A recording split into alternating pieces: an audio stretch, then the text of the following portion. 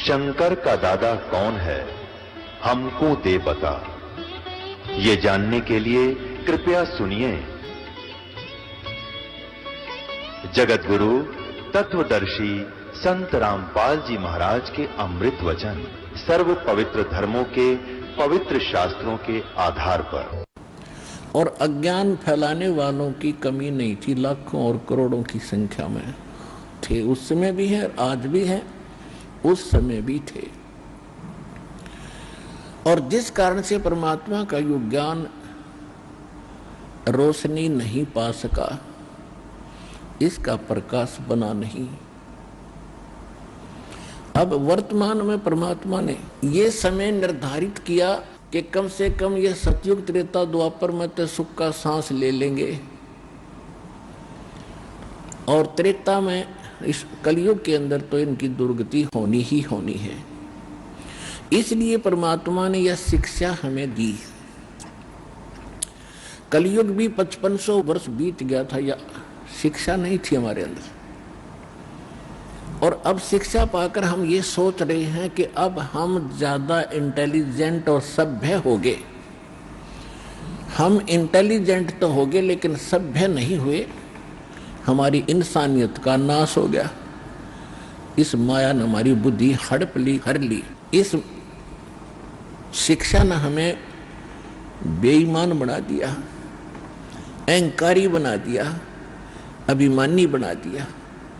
छोटी सी कोई पोस्ट प्राप्त कर लेता है, या कोई अच्छी पोस्ट IAS IPS, कोई डॉक्टर, इंजीनियर, जज, मंत्री, मुख्यमंत्री, प्रधानमंत्री बन जाते हैं। ये अपने आप में इतने अहंकारी हो जाते हैं, ये अपने अस्तित्व को भूल जाते हैं। और आम व्यक्ति भी जिसने थोड़ी सी भी कोई शिक्षा प्राप्त है, वो विशेष ही तरीके से रहता है। और हमारे पूर्वज दास ने वो पिछला जमाना भी देखा है, और वर्तमान में जो लगी हुई आग भी देखी है। हमारे माता पिता, दादा परदादा, गांव के लोग, उनके पूर्वज, वो कैसे रहा करते थे? इतना सिंपल, एक साधु की तरह रहा करते थे। तन पे कपड़ा भी नहीं, धोती बांध लेते थे, सारा दिन खेतों में मजदूरी में काम करते थे, और इतना प्यार और विनम्रता और शांत चित्त रहते थे। जो मिल जाता उसमें सब्र संतोष किया करते थे। और अब ऐसी आग लगी है, चाहे जिसके पास आज करोड़ रुपए हैं तो नौकर अरब नहीं हुए तो कोई जीना नहीं। एक कोठी है तो सब्र नहीं, नौकर 5-4 प्लाट और हों, 1-2 कोठी और बनाऊं, और फिर भाई की टिकट कट जा, मर जा, फिर कुत्ता बन के उस कोठी के बाहर गली में बैठा, उसकी छाया में भी ना बैठने देंगे वो पुत्र, आते जाते डंडा ठोकेंगे सिर में। तो परमात्मा कहते हैं कि इस काल ने आपकी अक्ल मार रखी है, आपकी बुद्धि हट रखी है। अब परमात्मा जो ज्ञान आपको बता रहे हैं, आप बुद्धिमान हैं, एजुकेटेड हैं। अब इस एजुकेशन का सदुपयोग करेंगे हम। परमात्मा ने ये ऐसे इंस्ट्रूमेंट बनवाए हैं, ये मनुष्य नहीं बना सकता, जीव नहीं बना सकता, चाहे कितनी बात बनाओ। इस युग का नाम कलयुग रखा। कल माने मशीन से चलने का वाली सारी वस्तुएं होंगी। तो परमात्मा ने यह बुद्धि दी जीव को, ये ऐसे इंटरनेट सिस्टम और ये media channels, projector, DVD, CD, mobile, chip, ये मेमोरी कार्ड बनाए दाता ने बनवाए। अब इसमें ठीक है, जो बकवाद करने वाले वो करते रहेंगे, बकवाद कर लेंगे, कितने दिन करेंगे। देखो पुण्यात्माओं, आज गाने सुनते हो आप, या फिल्म देखते हो टीवी पे या मोबाइल में, या बकवाद देखते हैं, सुनते हैं, किसी चुटकुले वगैरह। घर में एक दुर्घटना घट जाए, आप सुन कर दिखाइए, उसने वो फिल्म का गाना सुन कर दिखाइए। फिर तो ऐसे गंदे लोक में हम ये गाने सुने और सुनाएं, गाने गाएं। यहाँ तो रोना पीटना है सबका, और इसमें भगवान की भक्ति साथ लेकर और इस मालिक की आरती दिन रात करो, भगवान की भजन दिन रात करो। ठीक है, कोई दुर्घटना घट भी जाता, मालिक की भजन नहीं छोड़े, आरती इसी तरह करता रहे, इसमें बिल्कुल बंद नहीं करे, क्योंकि दुख हल्का भगवान ही कर सकता है। उसको रोते रोते भी मालिक ने याद करे। तो कहने का भाव ये है कि इस गंदे लोक में हम भूल जाते हैं, किसी के घटना घट गई, हम एक औपचारिकता करने जाते हैं वहां पर, अगर वो हमारे आया था और हम नहीं गए तो वो दुख मानेगा। बस वहां थोड़ी सी देर बस पूछ लेते हैं कैसे हुआ, क्या हुआ, बहुत बुरा हुआ, बाहर आते फिर वो सैर सपट्टे अपने जो के तो रहते। जिसके लागे सो तन जाने, और यह सब क्या लगेगी, किसी के पहले लग जाएगी, किसी के बाद में लगेगी। यहां तो कोई नहीं बचेगा इस मार से, काल के कोल्लू में सब पड़े हुए हैं। और एक दिन इसके पाठ के नीचे आपने आना पड़ेगा। परमात्मा कहते हैं चलती चक्की देख के और दिया कबीरा रो, और दो पाटन के बीच में साबत बचा ना कोई। चक्की के बीच में चक्की चल रही है पत्थर की, उसमें कणक डाली जा रही है, कहते दो पाटों के बीच में, इस काल और माया के बीच में आपको पीसा जा रहा है, इसमें साबित कोई नहीं बचेगा। फिर कहते हैं कि किले से लागा रहे ताका नाश न हो। हमने देखा कि हमारी माताएं हाथ से चक्की पीसा करती थी और उसमें एक किला होता था, किला बीच में एक ऐसे दोनों पाटों के बीच में सेंटर में पाट होते गोल गोल चक्कर पत्थर के, उसमें एक तो डंडा सा लगा होता था उसको घुमाने के लिए, और एक उनके सेंटर में एक सुराख सा होता था, उसमें एक लकड़ की ऐसे गोल सी लंबी लंबी सी एक लगी हुई थी गुटका सा, और उसके चारों तरफ उसके खाली स्थान होता था, उसको किला बोलते थे। अब जो कणक उस किले में पड़ गई वह तो ज्यों की त्यों रहती थी, उस पर उन दोनों पाटों का असर नहीं होता था, और जो उन दो पाटों के बीच में आ गई वह सारी पीस दी जाती थी। तो यहाँ परमात्मा कहते हैं किले से लागा रहे ताका नाश ना हो। तो हम परमेश्वर कबीर जी के साथ लगेंगे, ये किला है इस काल के चक्की के बीच में, और जो परमात्मा के संपर्क में इसके निकट आ गया फिर काल के इस पत्थर यानी दोनों पाटों से बच गया। तो जो परमेश्वर कबीर जी की शरण में आप आ गए तो आप उस काल के कोल्लू से, उस चक्कर से यानी पिसने से बच जाओगे। तो प्रसंग चला था कि हम परमात्मा कहते हैं झूठे सुख को सुख कह ये मान रहा मनबोध, ये सकल चबी ना काल का कुछ मुख में कुछ बोध। तो परमात्मा ने ये आग पहले नहीं लगने दी शिक्षा की, और कितना प्यार, कितनी आधीन्य, कितनी विनम्रता। और जितने हम विनम्र होंगे, अधीन होंगे, अहंकार रहित होंगे, उतना भगवान हमारे निकट आओगा। आदीनी के पास है ये पूर्ण ब्रह्म दयाल, मान बड़ाई मारियो भाई बेअदबी सिरकाल।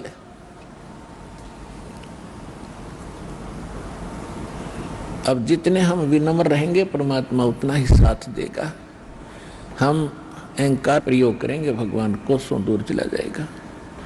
तो इस प्रकार हमने परमात्मा से लाभ लेने के वो सभी फार्मूले अपनाने पड़ेंगे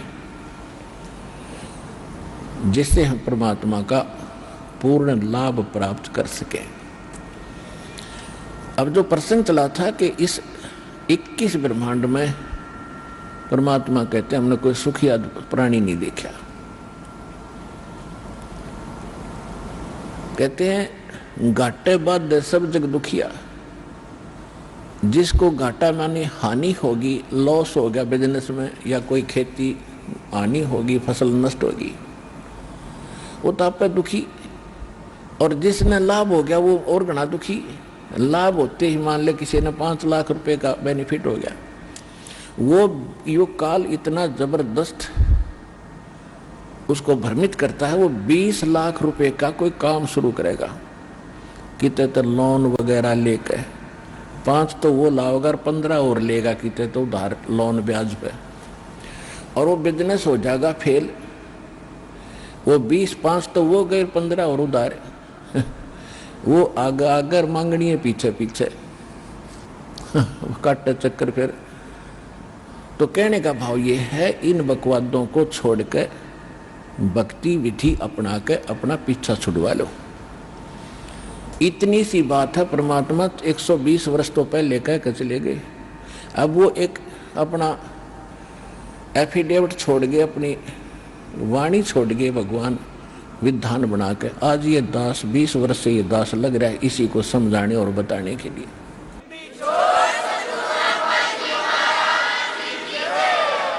और जब तक हम इस विधि को नहीं अपनाएंगे, हम ना तो यहाँ सुखी हो सकते, और भविष्य तो भूल जाओ, सुख स्वप्न में भी नहीं होगा। जब परमात्मा की सही विधि, सही भक्ति और उसकी मर्यादा पर हम चलेंगे, हम यहाँ भी सुखी होंगे। पुण्यात्माओं, एक दिन दास वहाँ गया हुआ था गोवा के अंदर। गोवा एक स्टेट है और समुद्र के किनारे बसा हुआ है। वहाँ भगत ने एक सत्संग करवाया था। हम सत्संग करने गए थे सन 2004 में, और वो सत्संग भी उस समुद्र के किनारे से थोड़ी सी दूरी पर, यानी वहाँ से 8-7 किले दूरी पर, 1000 फुट दूरी पर एक ग्राउंड था, वो बुक करा रखा था। सत्संग समाप्त करने के बाद शाम को टहलने के लिए चले गए, और सुबह भी फिर उधर ही घूमने जाते थे। तो क्या देखा, वहां पर ये फॉरेनर, विदेशी लोग अपने परिवार सहित उस समुद्र के किनारे रेत के अंदर लौट रहे हैं और रेत को लगा रहे हैं। और वो बता रहे थे कि ये कह रहे, अंग्रेजी में बोल रहे थे, कहा बड़ा आनंद आ रहा है, यहाँ पूरी शांति मिलती है। और फिर उनके बारे में ये भी बताया गया कि ये वहाँ अरबपति हैं, अरबपति। इनकी बहुत बड़ी इंडस्ट्री चलती है, इनके बड़े बड़े महल हैं, बड़ी बड़ी कार हैं, 1-1 करोड़ की कार है इनके पास। और उन महलों को, जिसमें ये करोड़ों रुपए की कोठी बना कर, करोड़ों रुपए की कार लेकर, वहाँ शांति नहीं, शांति मिली वहाँ कपड़े निकाल के एक लंगोट बांध गए और रेत में पड़े हैं। कहा हाँ यहाँ बड़ी शांति है। इन कोठिया ने शर्मा मारोगे जहाँ शांति नहीं, चाट लो उन कोठिया ने जहाँ शांति नहीं। तो पुण्यात्माओं, ये हालत है हमारी। शांति तो है बिल्कुल निश्चिंत होकर के और हल्का बन के, इन कार कोठी और इस माया में कभी सपने में भी शांति नहीं होगी। और शांति नहीं है तब बाढ़ में जाओ, वो धन जिसके चाहे अरबपति और चाहे खरबपति, जब आत्मा में शांति नहीं, वो तो आज भी आग में जल रहा है, फिर सारी संपत्ति ने छोड़ के फिर नरक की आग में न्यारा जलेगा। वो यहाँ भी दुखी, उसका परलोक भी दुखी है। तो यहाँ परमात्मा हमें याद दिलाते हैं कि घाटे बाधे सब जग दुखिया, और के गृहस्थी बैरागी हो। जो घर छोड़ कर चले गए, बैराग ले लिया, जंगल में जा बैठे। अब वहां जाकर जंगल में बता कोई बात है, कैसी बुद्धि भ्रष्ट हो रही थी हमारी। अब जंगल में कोई भगवान की तरह पेड़ का बांध रखा कि जाते खोल लाऊंगे ये अकल देखो। पर आत्मा है, ये भगवान के लिए रुक नहीं सकती। जैसा भी इसको गाइड मिलता था ऐसे ये अपनी सौ प्रेरणा से भाग लेती है। अब घर त्याग दिया, जंगल में पहुंच गया, ठीक है, रोटी खा के गया होगा सुबह सुबह, तो शाम तक कोई दिक्कत ना लेकिन शाम में भूख फेर लगेगी, रात काट लेगा जैसे तैसे, सुबह नहीं होगी उस पर। सुबह फिर भागेगा कहाँ? गृहस्थियों की तरफ, गांव नगर की तरफ, दिए माई वहां से मांग के फिर जंगल में बैठ के खाई। और फिर वर्षा होगी तब उसको महसूस होगा भी बहुत दिक्कत आई है, फिर एक झोंपड़ी डालेगा। सर्दी लगेगी तो कोई कंबल मांग के ले आओगा किसी से,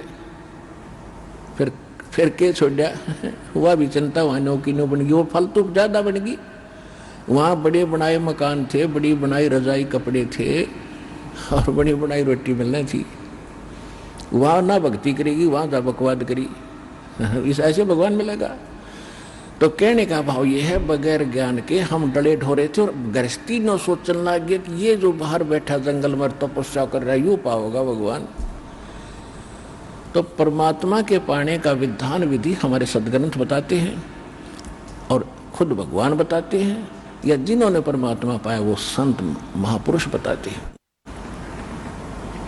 और जिन महापुरुषों ने परमात्मा बताया उन्होंने जो विधि अपनाई वो हमारे सदग्रंथों में ज्यों की त्यों है, वही विधि उन्होंने अपनाई, उनको भगवान मिला। और जिन्होंने वो विधि नहीं अपनाई अपने सदग्रंथों वाली, उनको भगवान नहीं मिला। इसलिए आज तक भगवान को निराकार निराकार कहते रहे, रामकृष्ण को भगवान मानते रहे। भगवान तो कबीर साहब थे, आज तक किसी ने बताया भगवान कबीर साहब है? ये कबीर पंथी भी कहते हैं कबीर साहब तो अलग है और परमात्मा न्यारे है। इनकी विधि थी नहीं जो भगवान को देख सके और पा सके। तो कहने का भाव यह है दास का कि परमात्मा पाने के लिए भगवान ने स्वयं एक रोल किया, भूमिका की। परमात्मा कहते हैं जो सुख है गरीबी में वो ना ही रे अमीरी में। गरीबी यानी आधीनी और साईं इतना दीजिए जा मैं कुटुंब समावे और हम भी भूखे ना रहें अतिथि ना भूखा जाए। इसमें जो सुख है और भगवान की भक्ति साथ हो। देखो भगवान की भक्ति नहीं है तो चाहे वो हैंड टू माउथ वैसे भी रह लो, उससे भी कोई लाभ नहीं होगा। भक्ति भगवान की साथ हो और भगवान का फिर सहारा आपके साथ रहेगा। आपको आवश्यक वस्तु आपके सोचने से पहले प्राप्त हो जाएगी जब हम भगवान परमात्मा कबीर जी की शरण में विधिवत रहेंगे। तो फिर हमने घने संग्रह संचन की आवश्यकता क्या। लेकिन हमारा जो है दिल इतना कमजोर हो लिया, हम संग्रह किए बिना रुक नहीं सकते। फिर परमात्मा ने बताया कि जैसा भी जिसकी व्यवस्था है उसी में इस भगवान की भक्ति को प्रारंभ करो, ज्ञान को सुन और इस पर कुछ कदम इसके अनुसार रख कर देखो। फिर आपको शांति भी होगी, घर में बरकत भी होगी, पापों से भी बचोगे। अब परमात्मा एक झोपड़ी में रहा करते, सारी ब्रह्मांड के रचने वाले। वो एक शब्द से और एक सेकंड में इतना आलीशान मकान बना सकते हैं, एक वचन से, जिसके वचन से सब ब्रह्मांड और सब सूर्य और ये चांद सितारे बन गए और ये सब जीव जंतु, ये पौधे परमात्मा के एक वचन से बाग लग गए। तो क्या वो अच्छे महल बनाकर नहीं रह सकते थे इस पृथ्वी पर? काशी बनारस में वो जुल्हे का काम करके क्यों दिखाया उन्होंने? क्यों एक झोंपड़ी में टाइम पास किया कि बच्चों आपको बस इतना ही पर्याप्त है। इस गंदे लोक में, इस काल की जेल में तुम बड़े बड़े व्यवस्था करने चाहते हो तो तुमने भांग पी ली। आपको ये जेल महसूस हो नहीं रही क्योंकि आपको नशा करा दिया इसने। अब ये परमात्मा का ज्ञान एंटीबायोटिक काम करेगा, ये आपका नशा उतारेगा और फिर आप होश में आओगे। फिर आपको यह जेल दिखाई देगी। जब आपको ये जेल दिखाई देगी तो इससे निकलने की आप चेष्टा भरसक करोगे। और अब परमात्मा ने बता दिया, चेष्टा की तरीका बता दिया कि ऐसे प्रयत्न कीजिए और गारंटीड मोक्ष होगा, गारंटीड मोक्ष होगा। ये भगवान की बताई वाणी।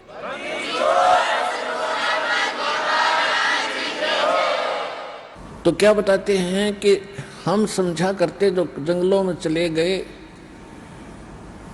और धोने लगाकर आग अग्नि जलाकर बैठे हैं आसन पद्म लगाकर। गृहस्थी ये सोचा करते थे भगवान तो ऐसे मिलेगा। हम ऐसा नहीं कर सकते, हम बच्चे नहीं छोड़ सकते, ना इतना समय हम निकाल सकते। इसलिए हमने भगवान को खोजना बंद कर दिया। क्यों? इस तरह डले ढुए नहीं और भगवान मिले नहीं। फिर भी दुख होता था, अपनी छोटी मोटी क्रियाएं भगवान की करते ही रहते थे, क्योंकि आत्मा परमात्मा के बिना नहीं रह सकती।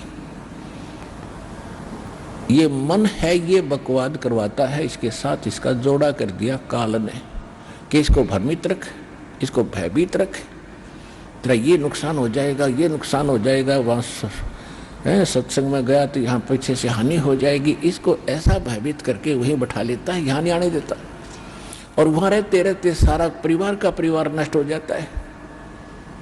तब कौन सी रक्षा कर लिया आपने? रक्षा करने वाला भगवान, इससे आप दूर कैसे बात बनेगी आपकी?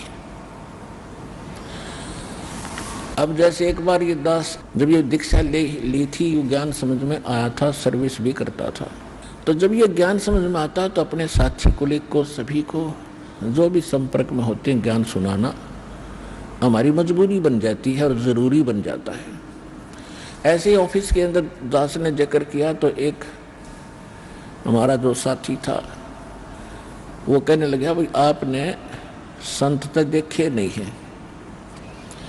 मैं भी कैसे कि एक बार मैं चला गया हरिद्वार और आगे पहुंच गया ऋषिकेश। ऋषिकेश की झाड़ियों के अंदर मैं घूमता घूमता गया, आगे क्या देखा कि 10-20 व्यक्ति बैठे एक वृक्ष के नीचे और जंगल की तरफ टकटकी लगाए बैठे। मैं वहां गया, उनसे पूछा यहाँ क्या देख रहे हो?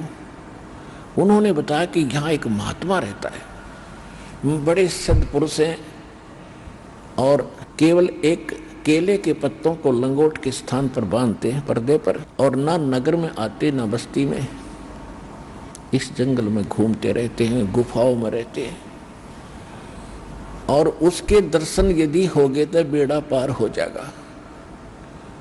एक उन्हीं में से कह रहा था, एक दिन मैं यहां सुबह सुबह वक्त से आ गया और मैं ऐसे ही देख रहा था, उस महात्मा ने मुझे देख लिया, वो मेरी तरफ ही आ रहा था, मैं उसको नहीं देख सका, वो मुझे देखकर वापस भाग लिया। मैंने उसकी पीठ देखी थी, जब चेहरा देख लेता था, दर्शन हो जाते तो बेड़ा पार हो जाता।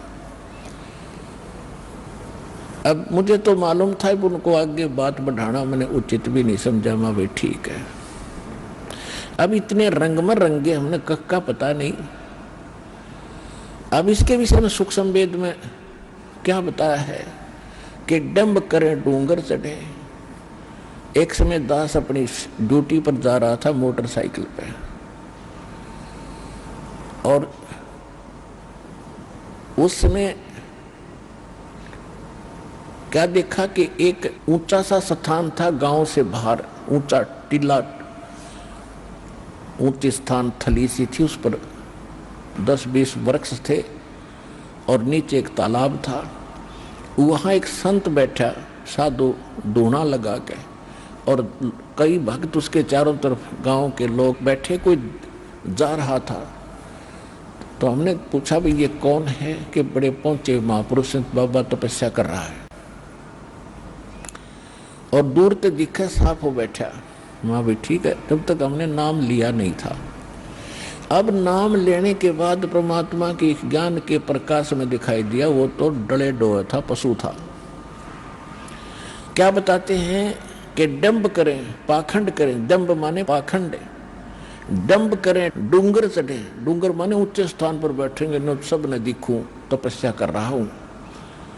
डंब करें डूंगर चढ़े, अंतर झीनी झूल, और जग जाने यो भक्ति करे, यो बोवे सूल बबूल। जो साधना ये संत ऋषि महात्मा, हम जिनको महात्मा मानना करते, जो ये साधना भक्ति कर रहे हैं, कोई है प्रमाण किसी सदग्रंथ में या किसी महापुरुष ने किया जिसने भगवान मिले, जिसमें आदरणीय गरीबदास साहिब जी, आदरणीय नानक साहिब जी, आदरणीय दादू साहिब जी, आदरणीय गीसा साहिब जी, आदरणीय मुल्कदास साहिब जी, आदरणीय धर्मदास साहिब जी, ये पहुंचे योग संत थे, परमात्मा पाया था इन्होंने किए कभी ऐसे साधनाएं। और ब्रह्मा भी इनको पाने के लिए जंगल में लंगोट बांध के बैठे ब्रह्मचारी बन के, हद होगी हमारी बुद्धि का, पत्थर पड़ गए थे, कभी ज्ञान नाम की चीज नहीं थे हमारे पास। अब क्या बताते हैं कि डंब करें डूंगर चढ़े, अंतर झीनी झूल, और जग जाने यो भक्ति करे। यो बो वसूल बबूल।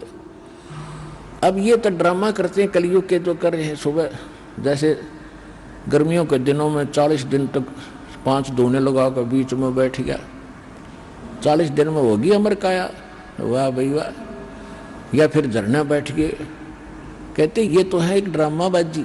और पहले ऋषि महर्षि तन मन धन से भक्ति करते थे, हजारों वर्षों तक उनकी लंबी आयु होती थी, तपस्याएं करते थे, उनको कुछ नहीं मिला, क्योंकि ये परमात्मा प्राप्ति का साधन ही नहीं है। इससे क्या होता है, तप से राज मिलता है, तप से राज मदमानम, और जन्म तीसरे शुक्र सवानम।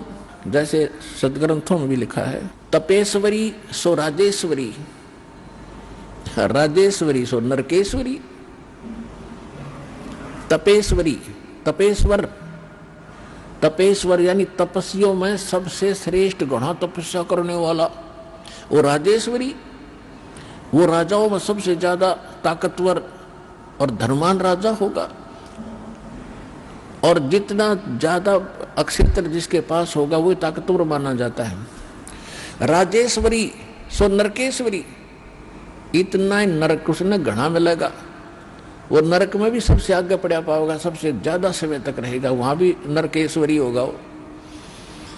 तप से राज, सूक्ष्म वेद में लिखा है, तप से राज और राज मदमानम, और जन्म तीसरे वो शुक्र सवानम। तब से राजा बनेगा, राजा में अभिमान होता है, वो उल्टे कर्म करते पीछा नहीं देखता। अपने राज्य के विस्तार के लिए, अपनी प्रभुता बनाने के लिए दूसरे राजाओं पर चढ़ाई कर लेते, उनके राज्य को हड़प करने के लिए, और ना जाने कितने नौजवान बच्चों को मरवा देते, सैनिकों को। और फिर आप कहाँ गए, कहाँ उनके राज आज गधे बनकर घूम रहे, वो कुत्ते गधे सुअर की योनि में राजा लोग। ये अनमोल मनुष्य जीवन ये डले डौण के लिए नहीं मिला था, ये बकवादों के लिए प्राप्त नहीं हुआ था। ज्ञान ना होने से हम इस काम लाग गए, भगवान तो मिला ही नहीं। जब भगवान नहीं मिला तो फिर बकवादों में लगेगा। जैसे गाय के बच्चे को जब वो माँ का दूध पी रहा होता है तो क्या करता है धनी, उसको माँ का स्तन छुटवा के अपने हाथ की उंगली दे देता है 2 मुख में, और वो थोड़ी देर तो उसको ऐसे ऐसे मारता चूसता रहता है जैसे दूध होगा इसमें। वो उसको धीरे धीरे ले जाकर खुट्टे तो बांध देता है रस्से ते, और वो थोड़ी देर तो उसको चूसता फिर वो छोड़ देता है कि उसमें तो वो आनंद आ ही नहीं रहा जो माँ के स्तन में था। फिर वो क्या करता, या तो ऐसे ऐसे करता, या फिर उसमें द्वार का शर मारने लग जाएगा या कूदने लग जाएगा। यानी जब उसको आनंद आ रहा था तब तो निश्चिंत वो आनंद ले रहा था, और जब वो छूट गया तो आनंद जिसको उसने उंगलियों को सतन मान के थोड़ी देर तक चूसा वो छोड़ दिया, क्योंकि उसमें वो आनंद नहीं। फिर लग गया टक्कर मारने द्वारों के। तो हमारे साथ वो बन गई। हम पहले तो भगवान की तरफ लगते हैं, भगवान को पाएंगे चाहे कुछ भी हो जाए, घर भी त्याग देते हैं, लेकिन वो वस्तु नहीं मिली हमें जिससे भगवान का आनंद मिले। हमने ये नकली साधनाएं तो मुंह में उंगली दे रखी थी, यह कितनी देर आनंद देगी। अंत में इसको छोड़ कर हम फिर बकवादा बढ़ गए, सिद्धियां प्राप्त कर ली, एक दूसरे पर प्रभु पा किए, फिर पता नहीं क्या क्या उद्मस्तारण लाग गए, सब कोठी बनाने पर लाग गए। फिर वो भूल गए सारा साधन, क्यों भगवान मिल नहीं रहा, क्योंकि हमने सतन नहीं मिला माँ का, हम उंगलियां मुंह में लिए फिरे थे। तो जितनी साधना है इस दास के अतिरिक्त तो साधना दास बताता है, ये सारे ऐसे ही मुंह में उंगली दे रखी इन संतों ने, इनको मूर्ख बनाने के लिए श्रद्धालुओं को। ये कभी वो आनंद प्राप्त नहीं कर सकते, यानी मोक्ष प्राप्ति कभी नहीं हो सकती। वो यहाँ होगी सतलोकाश्रम बरवाला जिला हिसार में, इस दास से भक्ति विधि प्राप्त करके।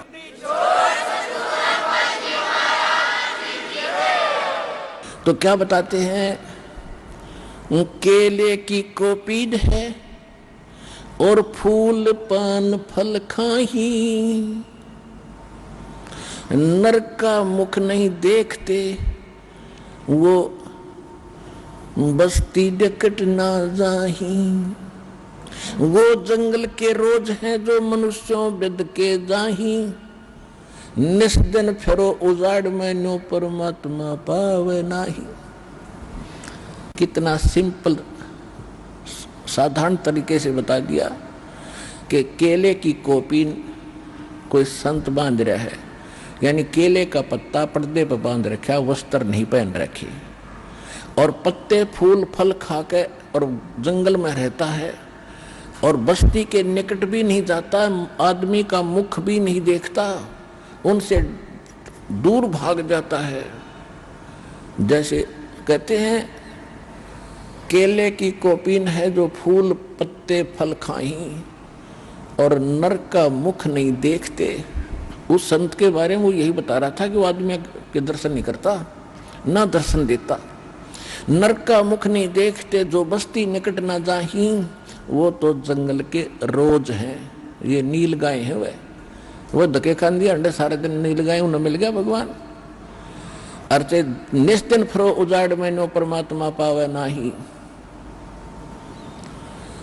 फिर क्या बताया कि डेरे डंडे खुश रहो, ये खुसरे लहन मोक्ष। और ध्रुव पर लाद जब पार हो गए थे फिर गृहस्थी में के दोष। कितना साधारण तरीके से हमारा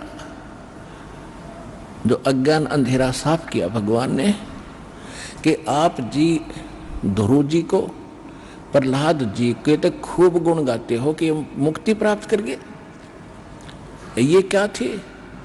ध्रुव 5 वर्ष की उम्र में घर छोड़ गया था और इसने परमात्मा मिल गए जो इन्होंने, क्योंकि ये पिछले ही, अब ध्रुव को तो मिल गए और लाखों वर्ष बैठिए उन्हें ना मिले।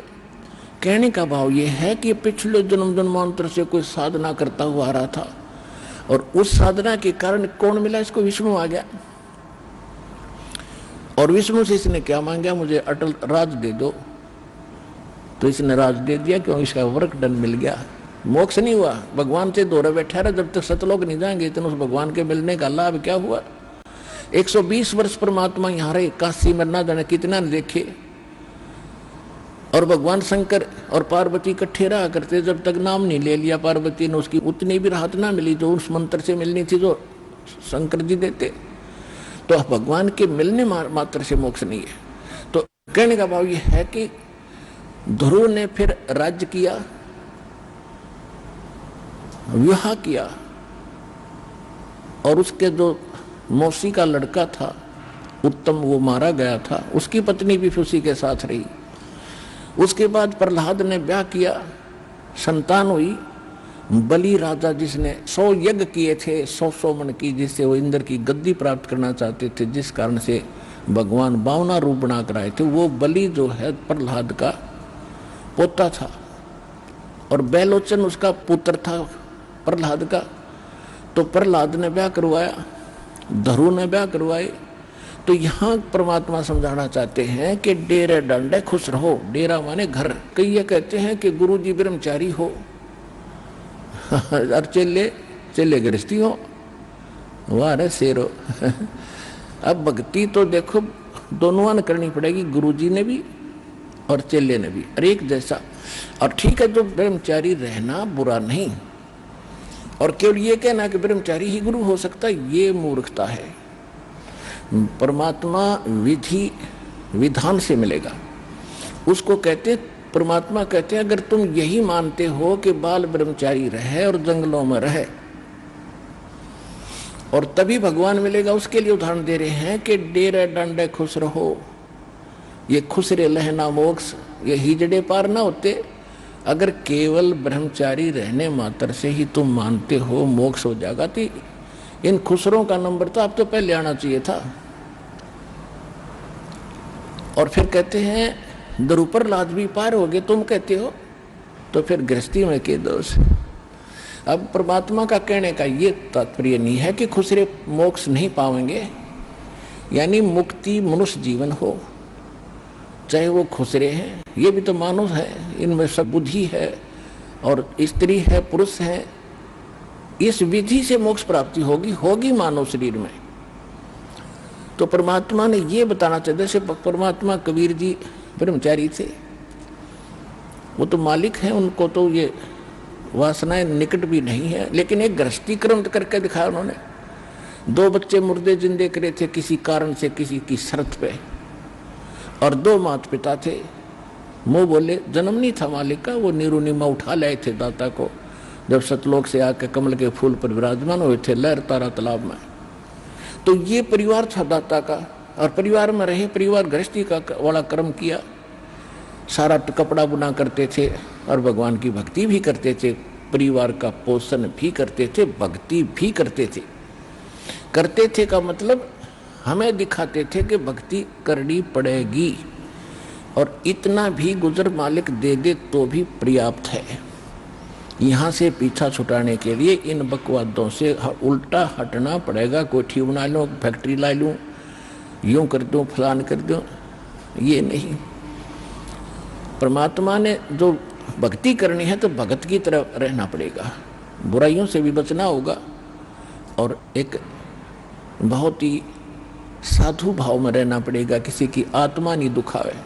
ठीक है, आपको धीरे धीरे सेट होने में टाइम लगेगा, जैसा भी जिसका व्यवसाय है अब वर्तमान में, उसमें एक साधुता लाओ। जैसे कोई मजदूर है, सेवा कर रहा है किसी के, और भगत हो गया, तो वो तन मन धन से सेवा करे उस मालिक के उसमें, क्योंकि वहां से उसने रोटी मिल रही है। और फिर परमात्मा ऐसी प्रेरणा करेगा उस मालिक के अंदर, देख भगत आदमी होते ऐसा हो भाई, कोई चीज पड़ी रहो घर में, उसके लिए मिट्टी समझे, चाहे पैसा हो, चाहे सोना हो, कुछ भी हो, अपनी मिली हुई 2 रोटी यानी 2 दिहाड़ी मिलती है, उसमें संतोष सब्र करके देखा कितनी इज्जत बनेगी उसकी, और कितनी विनम्रता और उसके प्रति सद्भावना और उसका आदर बनेगा उस मालिक के हृदय में। इसी प्रकार अगर आप मालिक हैं, भगत हैं, आपके यहाँ कोई सेवादार सेवा करता है, उनको अपने बच्चों की तरह समझाए, उनको भगवान के बच्चे समझाए। वो बालक सेवा कर रहे हैं, भगवान के बच्चे हैं, उनको प्यार दे, और उनके साथ कोई ऐसा गलत बर्ताव नहीं करे। और फिर कुछ दिनों में उनके दिल में ऐसी भावना होगी, परमात्मा दोनों तरफ रोल करता है, जब हम मालिक के अनुसार चलेंगे, फिर उन बच्चों में भी, उन सेवादारों में भी ऐसी भावना भर देगा कि हमारे जैसा नालायक नहीं, इसे ऐसे भले आदमी के घर में राम 19-21 कराएंगे, सेवा में मजदूरी में 21 काम कराया करेंगे वह। तो इस तरह कितना अच्छा माहौल बनेगा। और हम जैसे मालिक तो समझता है कि पैसे दो 100 रुपये और काम खींचूं 1000 का, और मजदूर क्या समझते हैं, रुपये लेवा 500 और काम करा 100 रुपया का। दोनों की नीयत खराब और दोनों दुखी, कर्म भी बिगड़े, टेंशन बनी रहे। तो इस प्रकार हमने अपने इस अंतःकरण के अंदर एक साधु भाव लाना पड़ेगा, और तब देखना आपका वातावरण कैसे बदलने लगेगा, कैसे बदलने लगेगा, पूछो मत। तो तब हम यहाँ भी सुखी होंगे, आपको चिंता नहीं रहेगी कि वहाँ सेवादार सेवा कर रहे हैं, वो अपने तन मन धन से सेवा करेंगे भगवान से डर के, वो भगवान से डरने वाले हो जाएंगे, फिर बातें खत्म हो जाएगी। अब तो आग लगी पड़ी है, रिश्वत ले ले, यूँ ले लूँ, फलान करूँ, जब करूँगा तेरा काम डर दे 500 रुपये, और उधर से 500 ले लिए, डॉक्टर के जाकर 1000 लग गए, वो 500 भी गए, 500 अपनी तनख्वाह में तो गए। अरे वो पाप कर्म जो कह दो धरे के धराए रह गए, फिर गधा बन के पूरे करेगा जिससे रिश्वत ली है। तो इसी विघ्न में पैर दो मत, ये भगवान बताना चाहते। और जब आपको ये ज्ञान होगा ना, जहर दिखाई देगा आपको, और जब आप नेक नीति से चलोगे तो पूछो मत। अब दास बहुत देखता है, एक छोटा सा बच्चा ने बोला जी 55 रुपये पाए, मैंने पड़े। वो घर पहले आया, घर वाले बोले ना बेटा हमने नीचे धर दे, अपना दान पात्र में डाल दिए, इस विषना हम नहीं खाएंगे। अब देख जिसके गिरे थे उसको पुण्य हुआ, अब यहाँ पर भंडारे में लग गए, और वैसे उस पर चवन्नी खर्च हो रही थी कि उसने विधि का पता नहीं, और वैसे कोई और मिल जाता, उसने जाते कह गुट्टी लाओ, उसके 55 रुपया की, या कितने मांस मिट्टी खाओ, उसको और पाप लगाओ। तो इस प्रकार हमारी नीत साबित होगी, भगवान खुश होगा। और जब भगवान खुश होगा तो फिर कमी नहीं रहेगी। हमने परमात्मा को प्रसन्न करना है, और परमात्मा प्रसन्न होगा तो फिर कमी किस चीज की? फिर तो क्या बताते हैं परमात्मा, साईं इतना दीजियो जामे कुटुम समावे, हम भी भूखे न रहे, अतिथि न भूखो जावे। इससे अधिक मांगना इस काल की जेल में हमारी महामूर्खता है कि इतना ही मांग लो बस तुम, इसमें सब कुछ मिलेगा। क्योंकि ये कलयुग है, और कलयुग में मशीनरी जरूरी होगी। तो आप इतना ही मांगो जामे कुटुम समावे, यानी रिक्वायरमेंट ऑफ द फैमिली, परिवार की आवश्यकताएं, ये है जामे कुटुम समावे। और हम भी भूखे ना रहें और अतिथि न भूखा जाए। फिर देगा आपको, और फिर रहो मालिक के वचनानुसार चलो। फिर कैसे? जैसे परमात्मा कहते हैं, चिड़ी चोंच भर ले गई, नदी न घट्यो नीर, दान दिए धन घटे नहीं, यूं कह रहे साहब कबीर। परमात्मा अपना साइन कर रहे हैं, इस वाणी को बोल करके कह रहे साहिब कबीर कि दान करने से धन नहीं घटेगा, ये नियम है परमेश्वर का। और दान सुपात्र को करे, गुरु बिन माला फेरते, गुरु बिन देते दान, गुरु बिन दोनों निष्फल हैं, चाहे पूछो वेद पुराण। देते को हर देत है, जहां तहां से आण, अण देवा मांगत फिरो, फिर साहिब सुने ना कान। अब परमात्मा ने एक भूमिका करके दिखाई हमारे को कि साईं इतना दीजियो जिसमें कुटुंब समावे। एक धानक, एक जुलाहा, सुबह से लेकर शाम तक एक बारीक बारीक तार इकट्ठे करके धागे और कपड़ा बुनता है। एक दिन में मुश्किल से भी 5 फुट 10 फुट बना पाता है, 5 फुट 4 फुट, और बहुत लंबा सैकड़ों फुट का तार वो थान बनाना पड़ता है। ताना बनाते थे, वो हफ्ते में पूरा होता। उसकी जो मेन ताना मालिक को मिलता है, उसमें से अपने परिवार के लिए जो आवश्यक सामग्री थी, खाद्य पदार्थ लाते, और शेष बच जाते उसको सत्संग और भंडारा में लगाया करते थे। इस प्रकार परमात्मा हमें उदाहरण देते हैं कि इस लोक में आप भगवान की भक्ति अवश्य करो, पूर्ण संत से प्राप्त करके, फिर परमात्मा एक्शन में आवेगा। और वैसे आप ये फार्मूले अपनाओगे तो सफल नहीं हो पाओगे, क्योंकि फिर आपके साथ काल रहेगा, ये मन है। और केवल वर्क डन मिलेगा आपको, यहाँ वर्क से भी अलग मिलेगा आपको, किस्मत से भी न्यारा देगा परमात्मा। क्योंकि हम परमात्मा से कुछ और मांग ही नहीं रहे, इतना ही मांगते कि हमारी भक्ति बनी रहे और हमें कोई आवश्यक वस्तु का अभाव ना हो, बस इतना सा। अब जैसे ये सोचते हैं अपने बच्चों के लिए ये बना दूं, वो बना दूं। एक लाला जी था, सेठ धनी, उसने अपने मुनीमों से एक दिन अपनी टोटल संपत्ति का, सारी संपत्ति का टोटल करवाया कि कितनी संपत्ति होगी। उन्होंने बताया जी इतनी होगी, मेरी कितनी पीढ़ी इससे निर्वाह कर सकती है। उन्होंने बताया कि जी आपकी 5 पीढ़ी तो बैठा खा सकती है, इतनी संपत्ति आपके पास, धन है। अरे भले आदमियों, फिर छठी क्या खाएगी? वो छठी क्या खाएगी? और कुछ विधि बताओ। तो उन्होंने कहा जी साधु संत बताते हैं, उनके सत्संग सुनने चाहिए। तो सत्संग में बताया गया कि भाई दान करे, जब धन चाहे तो दान करे, और दान से धन घना मिलता है। और दान में जैसे साधु संत भक्तों को जो दान करा जा वो ज्यादा लाभ देता है। जैसे यहाँ तो सारे साधु संत आते हैं, भगत असली भगत तो यहाँ आते। फिर भी जो भी जैसा मालिक के नाम पर कहीं के जंगलों में झोपड़ियों में बैठे थे साधु भगत, तो पिछले संस्कारी होते, पिछले पुण्य उनको प्रेरित करते हैं, तो वो कहीं ना कहीं बैठ कर राम राम करते ही रहते हैं।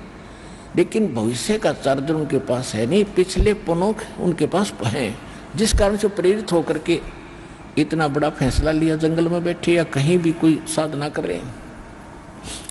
तो उनके पिछले पुण्य ही वहां फल रहे होते हैं। एक आधे को आशीर्वाद दे दे, उन्हें लाभ हो जाए, उसको रोटी मिल जाए, ऐसा चल रहा था इनका काम। तो एक साधु था और पति पत्नी थे, दोनों वहां रहते थे। उनको मालूम था यहाँ भगत हैं। तो उस लाला जी ने क्या किया, सेठ ने सभी मुंशियों को कहा कि नौकरों को साथ लो और आसपास जितने भी साधु संत हैं सबको आटा दे आओ, किसी को जो मांगे खांड दावल चाल सब ले जाओ और दे के आओ। अब देते हुए आ रहे थे, उस भगत के यहाँ आए। उन्होंने कहा कि ले भगत जी, हमारे लाला जी ने आपके लिए एक सीधा भेजा है, यानी आटा चावल खांड नमक आदि दाल आप ले लो। उसने अपनी पत्नी से कहा कि देखना कितना सामान अपने पास है। उसने कहा जी शाम का है, दिन में गई थी, शाम का हमारे पास है। शाम का है? कहा जी। उन्होंने कह दिया भी हम नहीं लेते, हमारे पास शाम का सामान है। तो वो कहने लगे रे भगत फिर कल भी खा लियो। बोला कल की कल देखी जाएगी, अब नहीं ले हम। बोले कमाल की बात है। उन्होंने नहीं लिया तो वापस लेकर आ गए। वो सेठ ने पूछा तुम देके क्यों नहीं आए? वो एक और वहां भी था, उसने गिन रखे थे, सारे गिनवा रखे थे। उन्होंने कहा जी उन्होंने ये नहीं लिया। क्यों नहीं लिया? उसने ये कहा कि शाम का तो है, सुबह का भगवान और देगा, आप देगा, हम टेंशन नहीं लिया करते।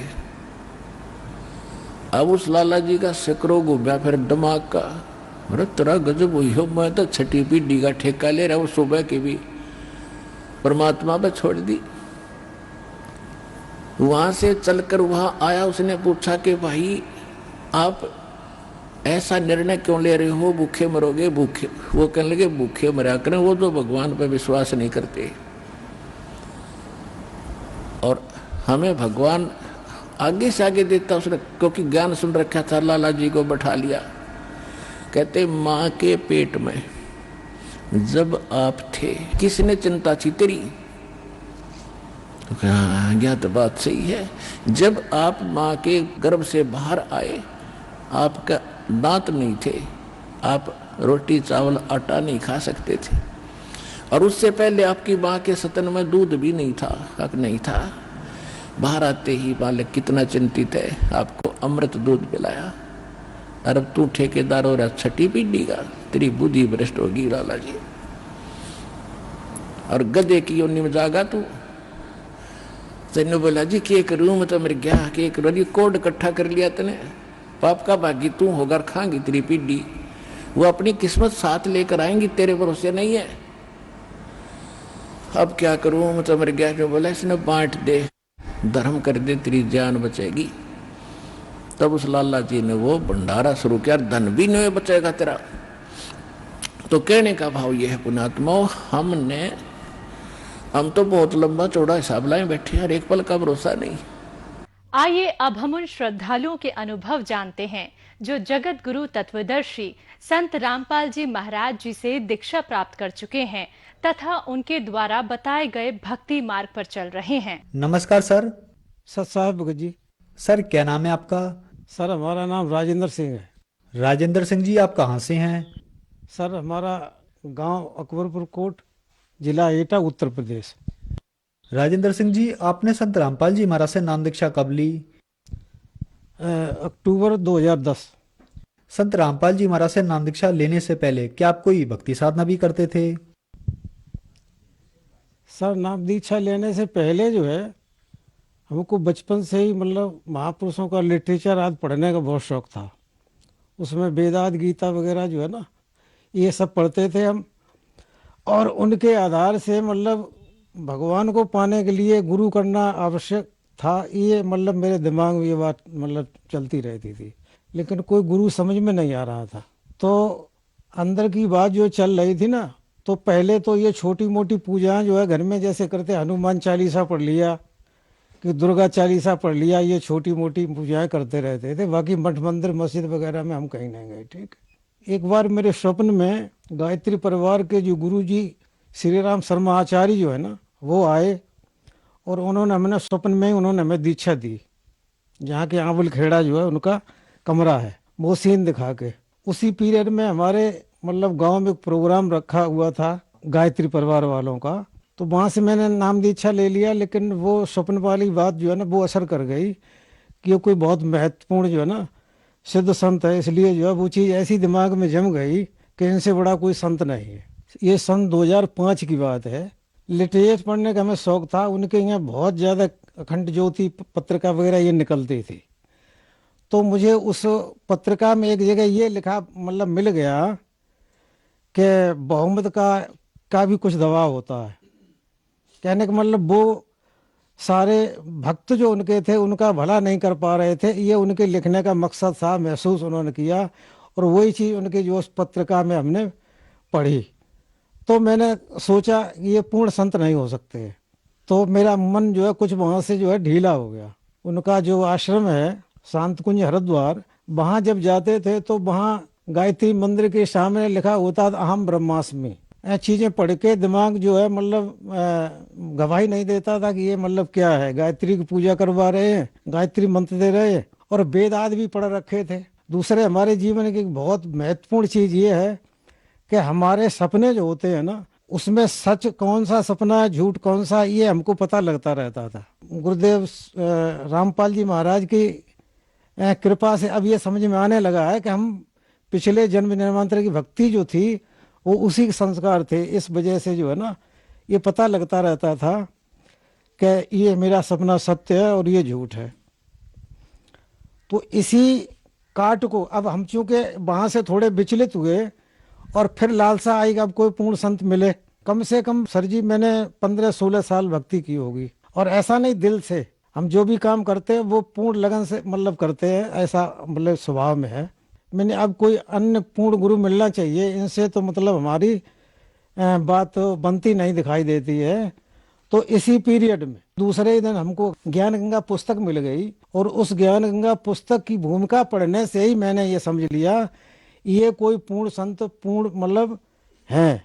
संत रामपाल जी महाराज से दीक्षा ले ली, और जब से लेके अब जो है ना अब तक मुझे सार नाम मतलब मिल चुका है।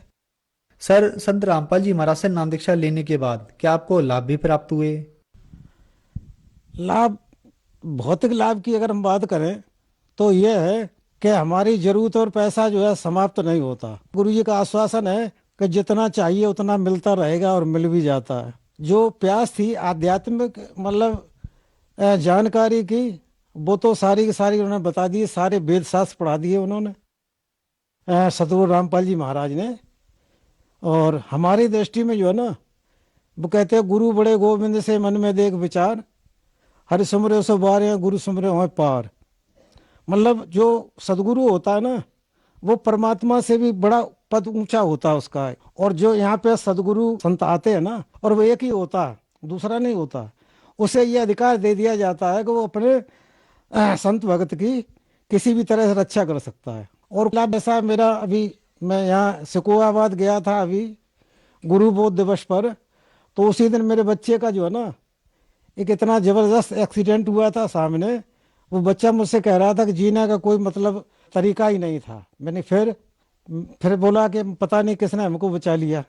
और जबकि सामने से लड़का जा रहा था, उधर साइकिल जा रही थी, और सामने से उसने टक्कर दी और मतलब लगी। ये कह रहा था मुझे दिखाई नहीं दिया उस समय, और उसके एक आध खरोंच आई बस। और एक बार हमारी पत्नी जो है, जो एक्सीडेंट हो गया था, तो मुझे पता चल गया था पहले। मैंने कहा मत जाओ, तो मैंने मंगलाचरण करके उनको भेजा, गुरुजी से प्रार्थना की। तो काफ़ी गहरी चोट थी, और ठीक होने के बाद भी जो कहती सर में दर्द है, सर में दर्द अंदर है। तो मैंने गुरुजी के यहाँ आश्रम पे ले जाके जो है ना नाम दीक्षा दिलवाई, और वो भी मतलब सही हो गई। सर, ऐसा सुना जाता है कि संत रामपाल जी महाराज से उनके अनुयायी अंधश्रद्धा के तहत जुड़े हैं। आप एक पढ़े लिखे व्यक्ति हैं, आपको देखकर ऐसा नहीं लगता। सर, क्या कारण है, क्या सच्चाई है? सर, मैं आपको बताना चाहूँगा कि मैंने वेद जो है ना, ये तो बाद में मैंने खरीदे। इनसे पहले जो हमारे हिंदू धर्म के पुराण जो है ना, इनको बहुत गहराई से अध्ययन किया हुआ है। तो और वेद पढ़ने की लालसा थी। वेद को भी पढ़ते पढ़ते हमको मतलब खरीदे हुए कम से कम 25 साल हो गए। गीता और भागवत ये तो मतलब रोज के व्यवहार की चीज समझिए, जैसे घर में रोज पढ़े जाते हैं। मेरे मन में यह मतलब रहता था, और मैंने नास्तिकवाद को भी पढ़ा है। जो हमने किताबें पढ़ी थी उनका वजन 50 किलो था, वो अलग हटा दी। केवल वेद और गीता और ये कबीर बीजक जैसे जो ग्रंथ वो रख लिए। तो मैंने कबीर साहब को जब पढ़ा ना, तो मैंने ये समझ लिया कि कबीर साहब से बड़ा कोई विद्वान नहीं है, ठीक है। और उसी कबीर साहब की जो है ना, मतलब कहना चाहिए नक्शे कदम पे कहना चाहिए, या मतलब उसी लिटरेचर को लेके हमारे गुरुजी सतगुरु रामपाल जी महाराज जो है ना, वही प्रवचन करते हैं, कोई दूसरा नहीं। तीसरी बात ये मैं आपको बताना चाहूँगा कि जो सतगुरु रामपाल जी का ज्ञान जो है, पूजा पद्धति है, वो सारी की सारी व्यवहारिक है। उसमें कुछ घटाना जोड़ना बढ़ाना नहीं, कि जैसे उसके लिए संन्यास लिया जाए या उसके लिए कहीं जंगल में जाया जाए, ठीक है। जहाँ आडंबर होता है वहाँ भक्ति नहीं है। तो अंधश्रद्धा की बात जो है ना, वो नासमझ लोग हैं जिन्होंने भले ही डिग्रियां कर ली है लेकिन वेद शास्त्रों का अध्ययन नहीं किया है, वो ऐसे लोग मतलब जो है ना, वो बोलते हैं कि अंधश्रद्धा भक्ति है, ठीक है। सर, आप 15 साल तक गायत्री परिवार में रहे और आपने 15 साल तक यात्रा की। उसके बाद आप संत रामपाल जी महाराज की शरण में आए। सर, कहते हैं गुरु नहीं बदलना चाहिए, लेकिन फिर भी आपने गुरु बदला। सर, क्या कारण रहा?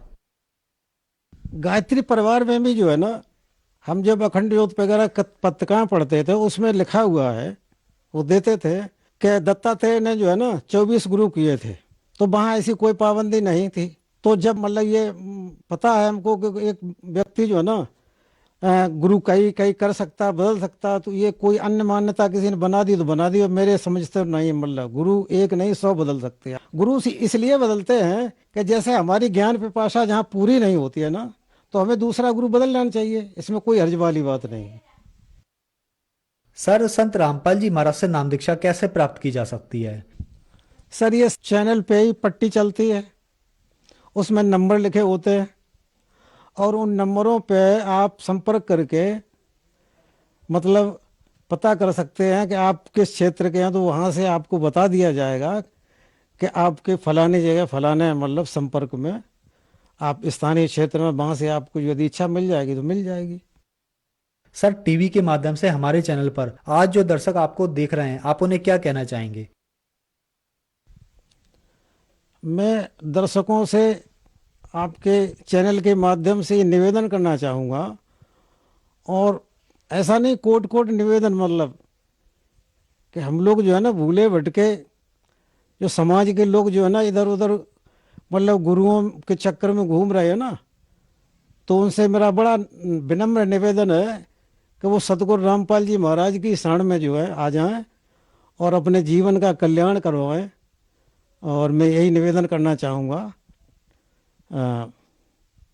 कि सब लोग जल्दी से जल्दी सतगुरु रामपाल जी महाराज की शरण में आ जाएं। सर, बहुत बहुत धन्यवाद आपका।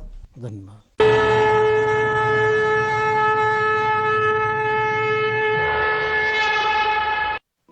आप सुन रहे थे जगत गुरु तत्वदर्शी संत रामपाल जी महाराज के मंगल प्रवचन। अधिक जानकारी के लिए संपर्क करें 9729277503 9996904503। हमारी वेबसाइट है www